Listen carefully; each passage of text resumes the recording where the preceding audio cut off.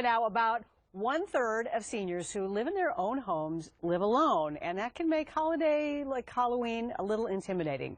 Emma Roscoe gets some advice for seniors who want to welcome trick-or-treaters and stay safe at the same time. We are getting ready for Halloween, and oh, this isn't for the trick-or-treaters. This is just for me.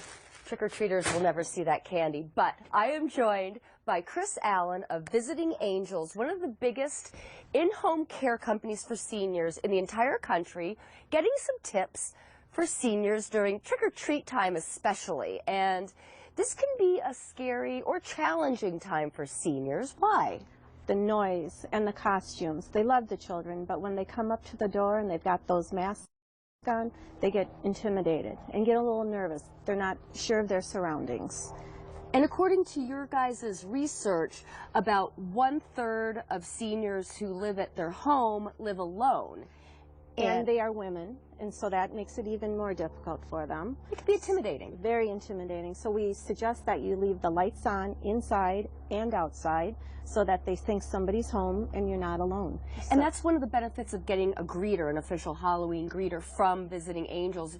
Not only do you have the illusion of somebody else being at home with your family member, but there is someone else at home with your family member. And that's great, because then you do get that illusion, and then the vandalism runs rampant, the pumpkin throwing, everything, so they think somebody else is here besides the senior, and so they're not alone. That is a great tip. That's really, really key. Okay, so you want to keep the lights on. Obviously, we're shooting during the day, but you want to keep the lights on inside, outside, even if you are not handing out candy. Even if you're not handing out candy. So if you choose not to hand out candy, a really good thing to do that we suggest is to put a sign up that says, "Candy being passed out next door."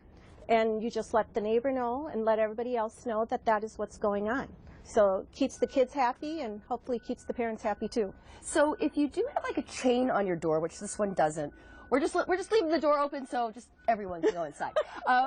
You want to keep your guests outside. What do you mean by that? You should leave the chain on the door and try to pass the candy out through the chain so that you're still protected. Let's talk candy again. It's my favorite part. Not just Halloween, but of this segment. Oh, yeah, I'm not kidding. This is just for me. This is for the trick-or-treaters. So, Chris, what do we need to know about candy and handing it out, just to reiterate? Make sure you stay inside. If you have a chain, please use that chain and hand it out to the little ones. Don't go outside. If you run out of candy, put a sign up that says, "Sorry, we're out of candy." And why is that a good idea? Because that then you don't have to keep running up to the door. Don't keep going to the door. Your senior can relax and just have a good night. Watch some TV, play cards, whatever. Well, clearly I'm almost out of candy. There's not going to be enough to go around. But when we come back in the next segment, tips on how to keep your entranceway safe so nobody trips, that's coming up in the next segment.